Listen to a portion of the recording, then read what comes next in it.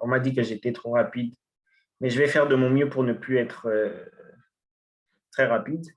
Mais là, j'aimerais quand même dire à chacun de nous, serrez votre ceinture. Je crois qu'on va maintenant décoller. Je crois que maintenant, là, on a commencé.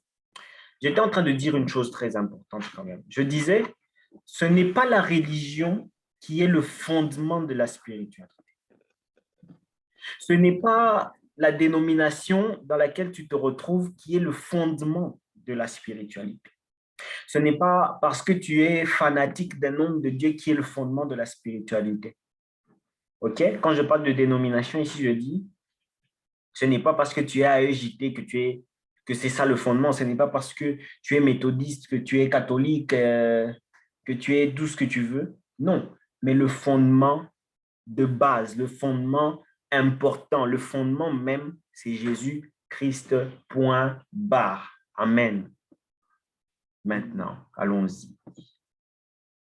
De même que de bons fondements sont nécessaires pour supporter correctement un bâtiment dans le monde naturel, le fondement spirituel est nécessaire pour supporter l'édifice de vie, de votre vie spirituelle. Amen. 1 Corinthiens chapitre 3, versets 11 à 13. 1 Corinthiens 3, 11 à 13, je lis. J'aimerais d'ailleurs que quelqu'un m'aide à lire. Qui peut m'aider à lire ce qu'il voit là devant? Une fille de préférence. Moi, je vais lire. Bonsoir. C'est écrit de même que de bons fondements sont nécessaires. Ah, ok. Car personne ne peut poser un autre fondement que celui qui a été posé, savoir Jésus-Christ. Or, si quelqu'un bâtit sur ce fondement avec de l'or, de l'argent, des pierres précieuses, du bois, du foin, du chaume, l'œuvre de chacun sera manifestée. Car le jour la fera connaître, parce qu'elle se révélera dans le feu, et le feu prouvera ce qu'est l'œuvre de chacun. OK. Ça, c'est d'une importance capitale. OK, je disais ça, c'est d'une importance capitale. Waouh! Là, je crois qu'on peut décoller, les amis. Je crois que ça devient plus intéressant. Ici, nous sommes en train de voir dans ce texte ici même que notre fondement sera éprouvé.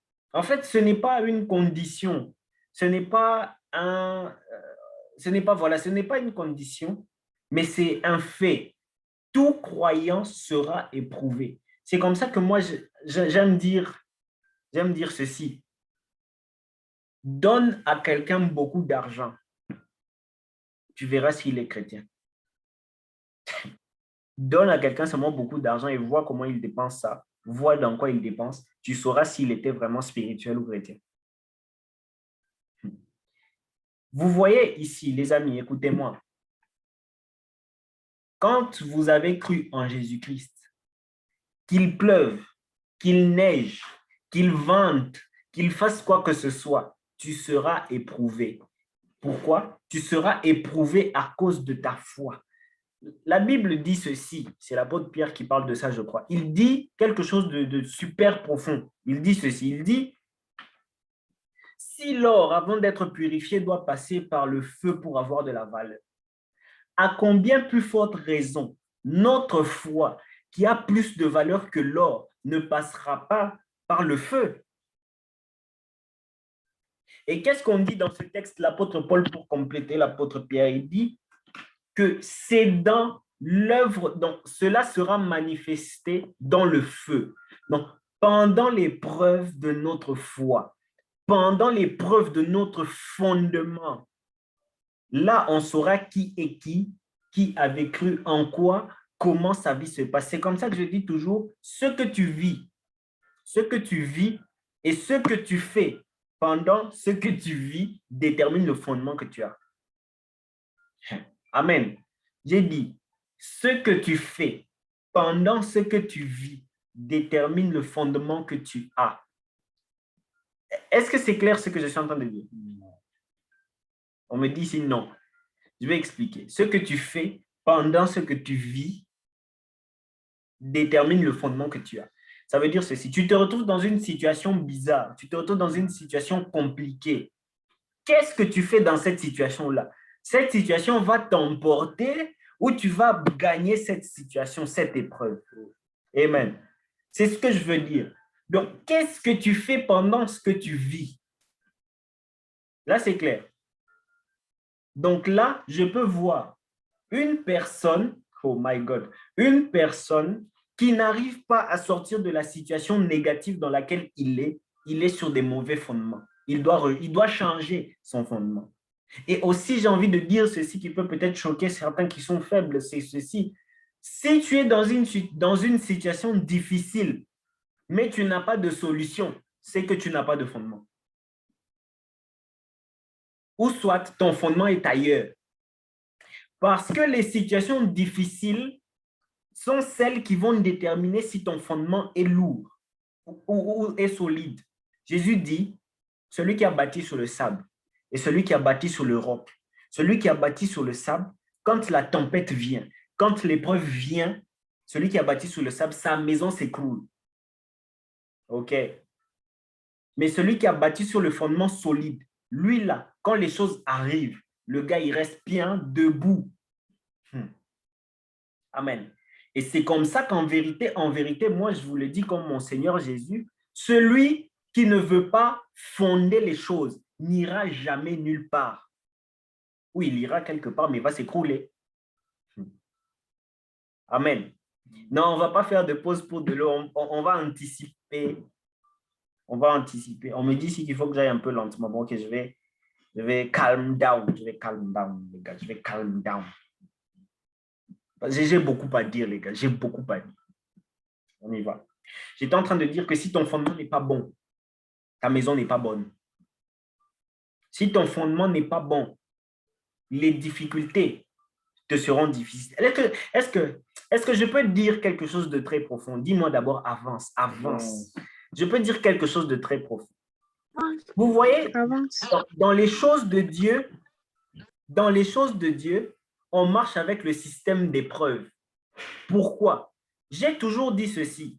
Quand on croit en Christ, on devient disciple. On devient un élève de Jésus. On va à l'école de Christ, à l'école de Dieu. Et les épreuves sont des examens. Mais j'ai envie de dire ceci. Quiconque n'est pas préparé pour son examen va échouer à l'examen et sa proclamation sera down. Amen. C'est profond ça, c'est très profond. Si tu vas faire ton examen sans préparation, mon ami, tu vas échouer. C'est la même chose dans les choses de Dieu. Il y a des épreuves auxquelles on se prépare. Ah, wow. J'ai dit, il y a des épreuves auxquelles on se prépare. C'est comme ça qu'en vérité, je vous le dis, quand les gens sont tentés, sont éprouvés et tombent, ça veut dire qu'ils ne se sont pas préparés à cela. Je vais ouvrir une parenthèse des grands. À chaque réussite d'une épreuve correspond une nouvelle compagnie d'anges qui te sont accordés. J'ai dit, à chaque fois que tu réussis une épreuve, il y a une nouvelle compagnie d'anges qui te sont accordés. C'est juste une parenthèse pour les choses parfaites, mais revenons d'abord au fondement. Mais je vais quand même le dire. Hébreux chapitre 1, verset 14. Hébreux chapitre 1, verset 14. La Bible dit ceci.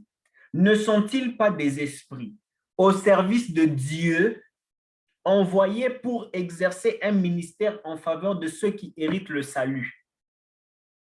Les anges sont au service de Dieu. Amen. Les anges sont au service de Dieu d'abord. Et qu'est-ce qu'ils font? Dieu les envoie pour exercer un ministère en notre faveur. Ils sont aux commandes de Dieu. Ils ne sont pas à tes commandes. Les anges ne peuvent pas être commandés par toi, sinon tu tombes dans la cabale juive. Les anges sont commandés par Dieu à ton avantage. Donc, si tu veux que les anges se manifestent, demande à Dieu, demande d'abord à Dieu. Et les anges se manifesteront sous l'ordre de Dieu. Je crois que tu n'as pas compris cette phrase. À chaque réussite d'une épreuve, une nouvelle compagnie d'anges t'est donnée. Je vais le prouver par un texte. Là, c'est juste une petite parenthèse pour vous faire goûter aux choses parfaites, n'est-ce pas? Luc chapitre 4, vous connaissez, n'est-ce pas, ce passage dans lequel Jésus va se faire tenter par le diable dans le désert. Écoutez ce que la Bible dit. Oh Dieu, oh Dieu. Luc chapitre 4, verset 11. On commence par le verset 11. Luc 4, je vais écrire pour vous. Luc 4, 11. À partir du verset 11. Est-ce que tu peux écrire avec moi avant? La Bible dit ceci. Et ils te porteront sur les mains de peur que ton pied ne heurte contre de la pierre. Jésus lui répondit, il est dit, tu ne tenteras point le Seigneur ton Dieu. Après l'avoir tenté de toutes les manières, le diable s'éloigna de lui jusqu'à un moment favorable. Amen. Et on dit, Jésus revêtu de... Oh, c'est où déjà? Non, attendez, ce n'est pas Luc 4, c'est pas Luc 4. Les évangiles ici qui sont presque pareils là partout. Attendez, je cherche là où on parle de Jésus. Les anges sont venus le servir. Un instant. Attendez, on va lire rapidement. Sorry. Je vois le texte.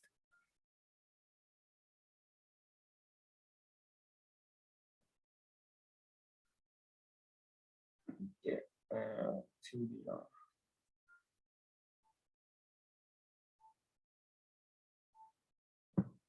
Oh, c'est où déjà?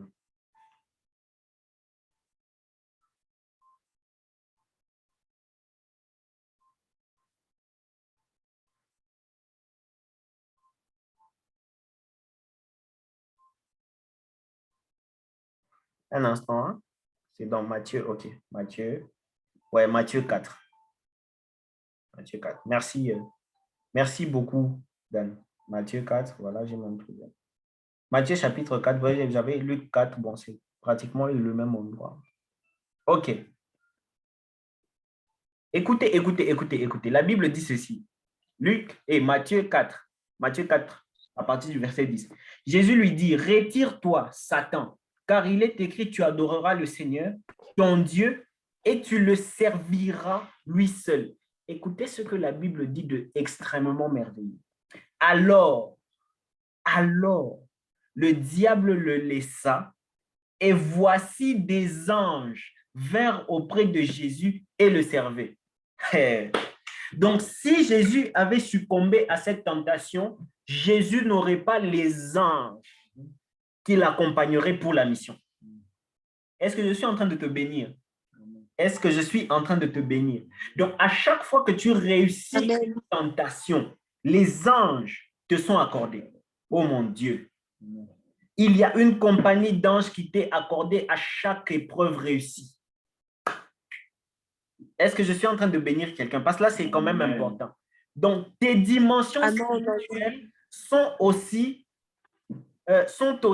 liées à comment tu réussis les épreuves qui viennent vers toi.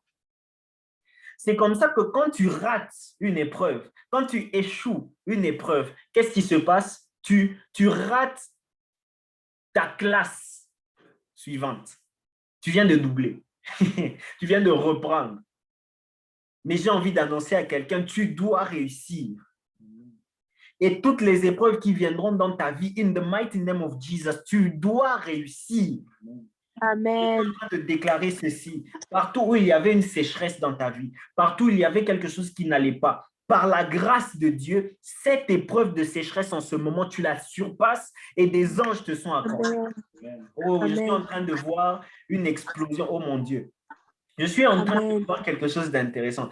Bon, on est dans une formation, mais bon, on parle un peu. Je suis en train de voir des personnes qui sont restaurées parce que je suis en train de voir comme des vents. Vous voyez comme le vent entrer dans les maisons de certaines personnes. Et Dieu est en train de me dire, ce sont des esprits, ce sont des vents, ce sont des esprits, des vents qui entrent dans vos vies parce que les épreuves que vous avez surpassées vous ont fait entrer dans une nouvelle classe. Oh mon Dieu, je suis en train d'introduire certaines personnes dans une nouvelle saison d'anges.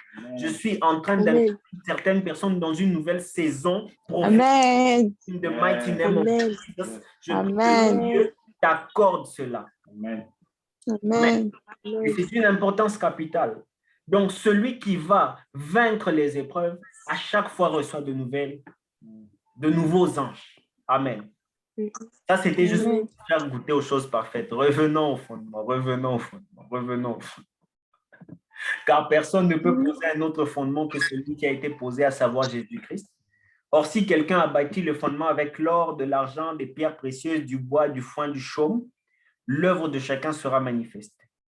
Car le jour la fera connaître parce qu'elle se révèle dans le feu, donc dans l'épreuve, et l'épreuve prouvera, et plutôt le feu éprouvera ce qu'est l'œuvre de chacun. Amen. Vous savez, moi, je n'ai pas de problème. Je suis toujours content quand j'enseigne. Ça me fait plaisir quand j'enseigne. Ça me donne de la joie quand j'enseigne. Mais ce qui me fait le plus rire, c'est de voir les gens qui ont écouté tomber. Pourquoi? Parce qu'en vérité, ils n'ont qu'écouté. Ils n'ont pas mis en pratique. Ce qui a fait quoi? Quand l'épreuve est arrivée, il ne s'est pas préparé à l'épreuve. Il ne s'est pas préparé à l'examen. Qu'est-ce qui s'est passé? Il a vu les retombées. Amen. Tu vois les retombées. Tu vois. Donc, quand tu te prépares, tu vas voir les retombées. C'est comme à l'école. Si tu ne te prépares pas à une épreuve, tu verras les retombées. C'est comme aussi dans les choses de Dieu, comme je vous l'ai dit, en Christ, c'est à l'école. L'épreuve qui n'est pas préparée, ce qui est sûr et certain, tu échoueras. Okay? Donc, ayez ce cœur, ce désir profond de toujours vous préparer avant l'épreuve. Amen. Donc, ne vivez pas des retombées négatives, mais vivez des retombées positives par la préparation. Maintenant, j'ai une question quand même intéressante. Psaume chapitre 11, verset 3. Non. Ça là, c'est cool. Psaume 11, 3. La Bible dit ceci. C'est une question que la Bible te pose. Quand les fondements sont renversés, le juste, que ferait-il? Tu vas faire quoi si on renverse tes fondements? La maison va faire quoi si on renverse son fondement? J'aimerais que vous répondiez.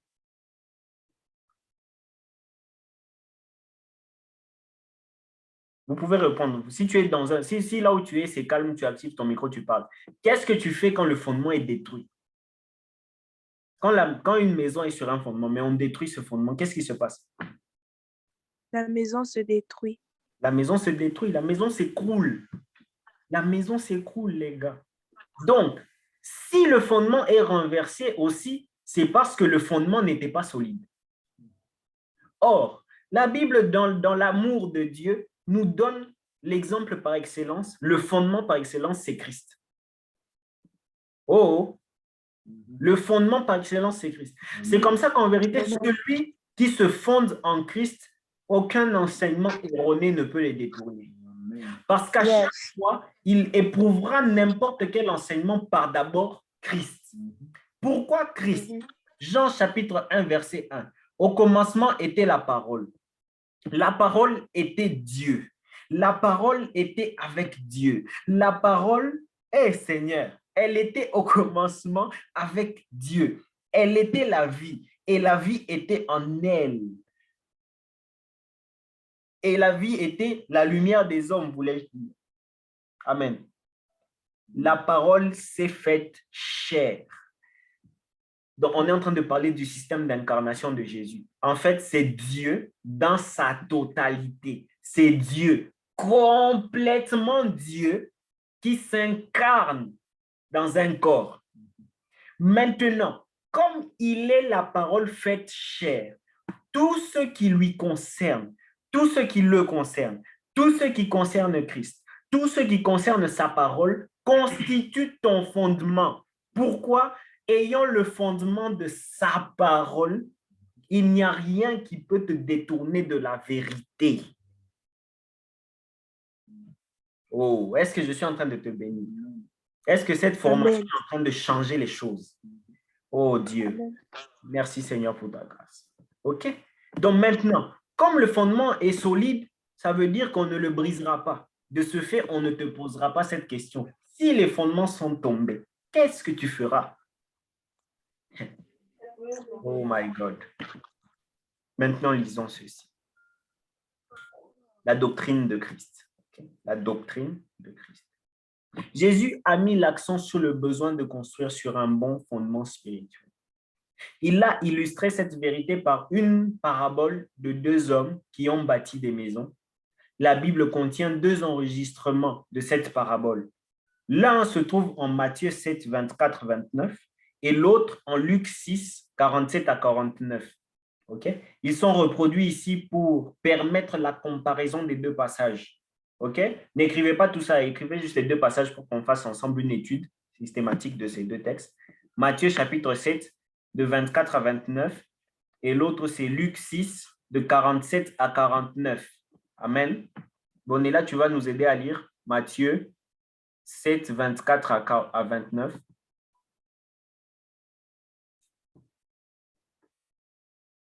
OK. Bonella, tu peux nous aider à lire ce que tu vois ici. Sephora, toi aussi, tu vas nous aider à lire. Sephora, l'autre, il y a deux Sephora ici. Donc, Mouyamboel, elle va nous aider à lire l'autre. D'abord, Bonella, tu lis ce que tu vois. Je vous montrerai à qui est semblable tout homme qui vient à moi, entend mes paroles et les met en pratique. Il est semblable à un homme qui, bâtissant une maison, a creusé le fondement et a posé le fondement sur le roc. Une inondation est venue et le torrent s'est jeté contre cette maison, sans pouvoir l'ébranler parce qu'elle était bien bâtie. Mais celui qui entend et qui ne met pas en pratique est semblable à un homme qui a bâti une maison sur la terre sans fondement. Le torrent s'est jeté contre elle, aussitôt elle est tombée et la ruine de cette maison a été grande. Wow, amen. Sephora, tu peux lire ça.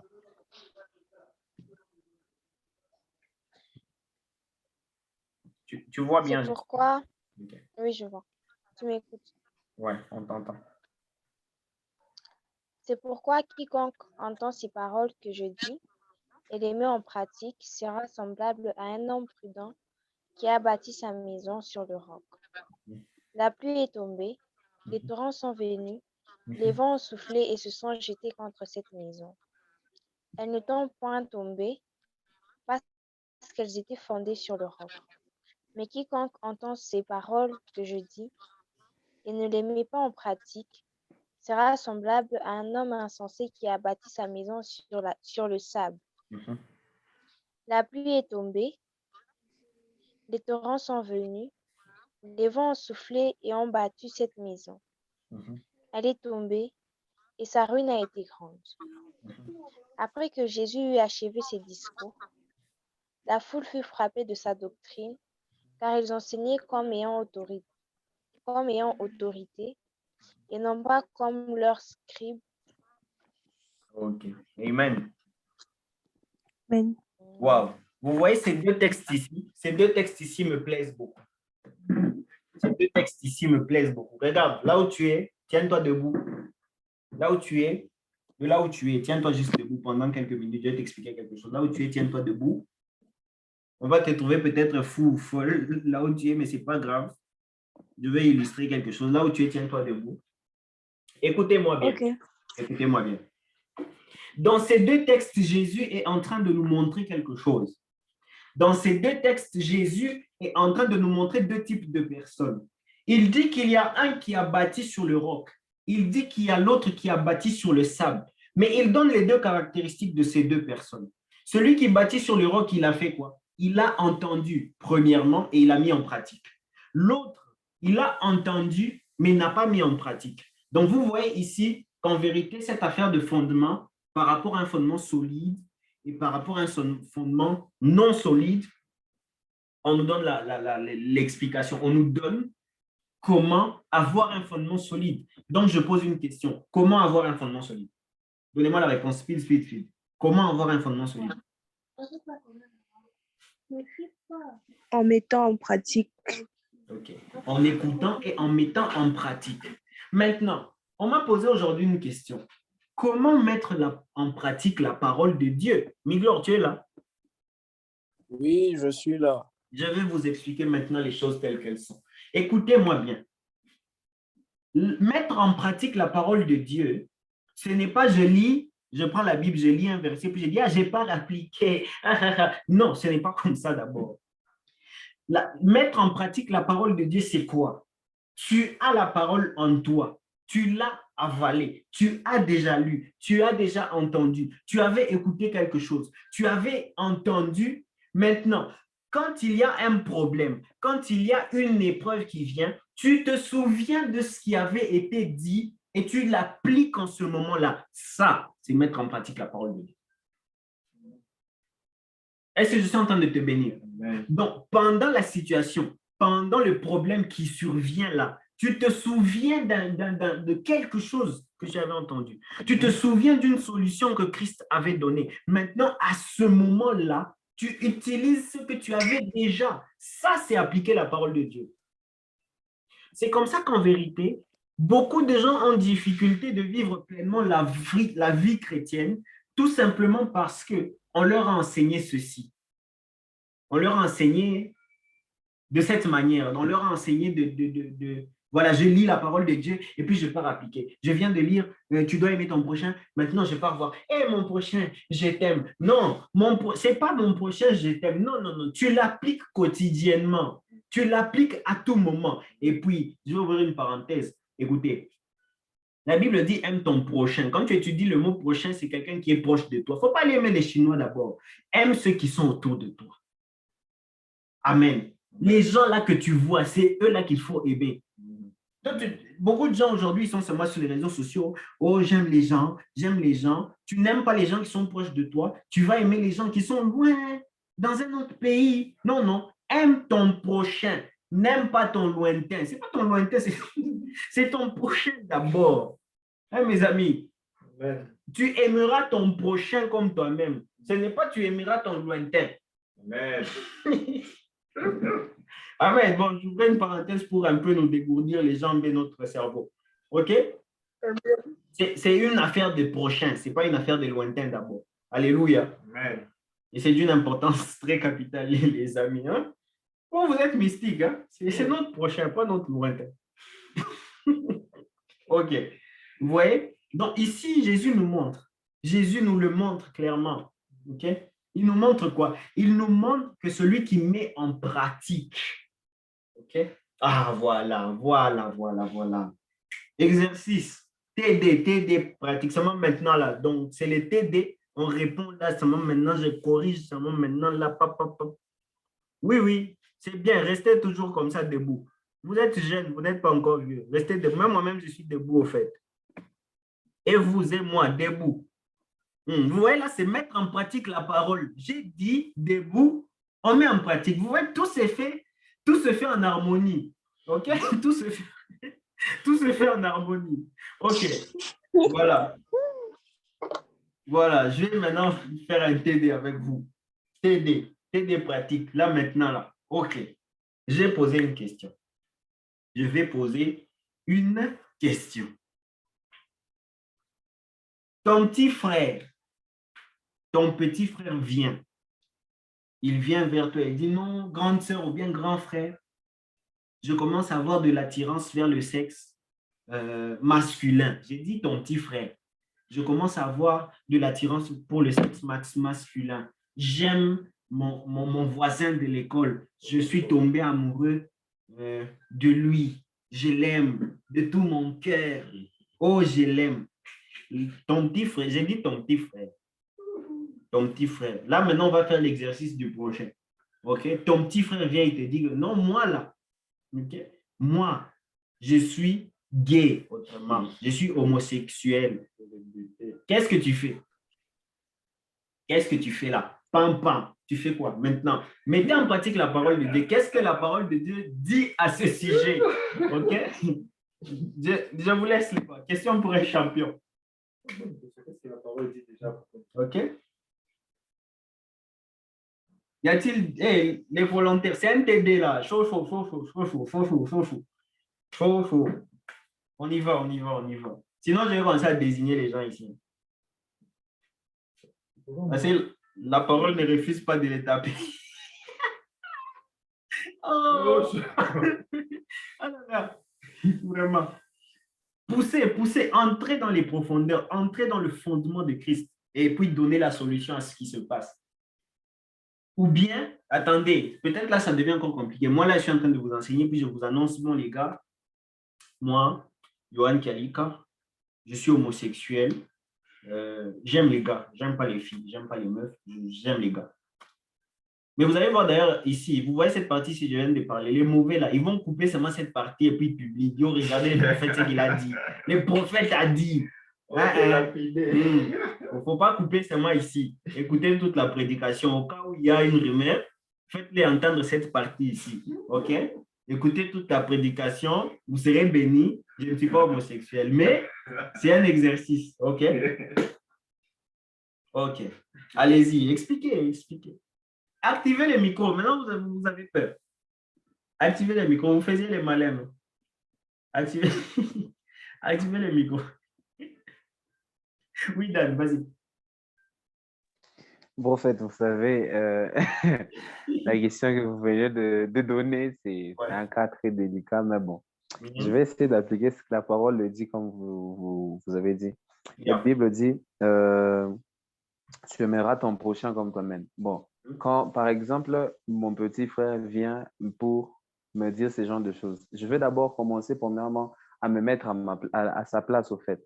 Qu'est-ce qui l'a poussé, au fait, à aller jusqu'à avoir cette attirance de cette manière-là? Qu'est-ce qui a fait en sorte qu'il puisse arriver jusqu'à vouloir à avoir de l'attirance pour son ami de cette manière-là? Pourquoi? Parce que je commence premièrement d'abord à me mettre dans la peau de mon petit frère. Pourquoi? Parce que la Bible dit, tu aimeras ton prochain comme toi-même. Amen. Donc, si par exemple, je devais le traiter de la manière, donc c'est à moi-même que je devrais faire la même chose si je me trouvais aussi dans un cas pareil. Alors, je vais essayer d'examiner la chose dans cet angle-là et voir quelle est au fait la chose qui a pu passer au travers de lui pour qu'il puisse avoir ce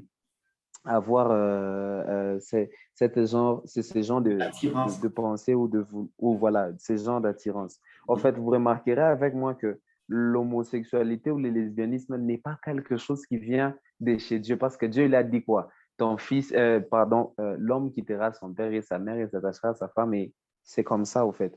Je vais maintenant remarquer que, au fait, ce n'est pas quelque chose qui est normal. Ce n'est même pas quelque chose qui peut-être qui est lié au physique, au fait.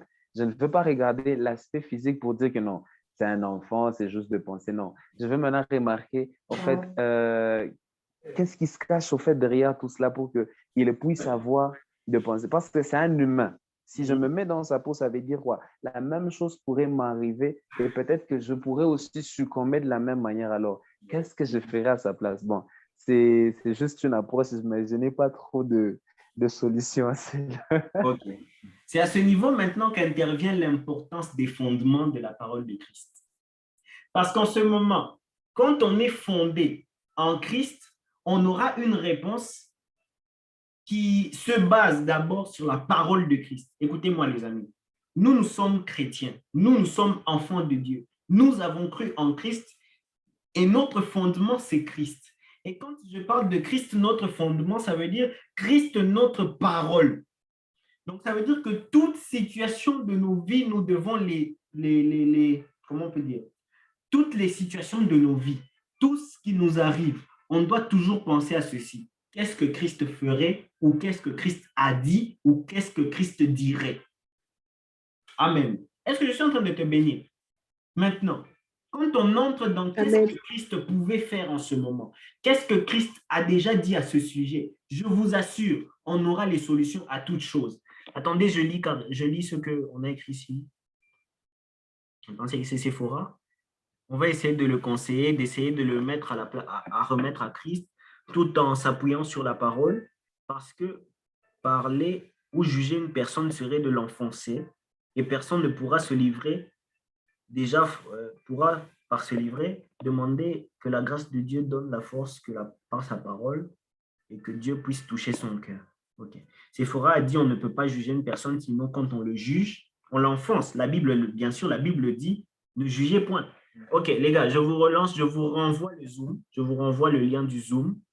Ça va bientôt s'arrêter. Et puis, on revient pour mettre en pratique les choses. Et puis, on va encore chauffer un peu nos cerveaux. Prenez de l'eau parce que là, on va chauffer. OK?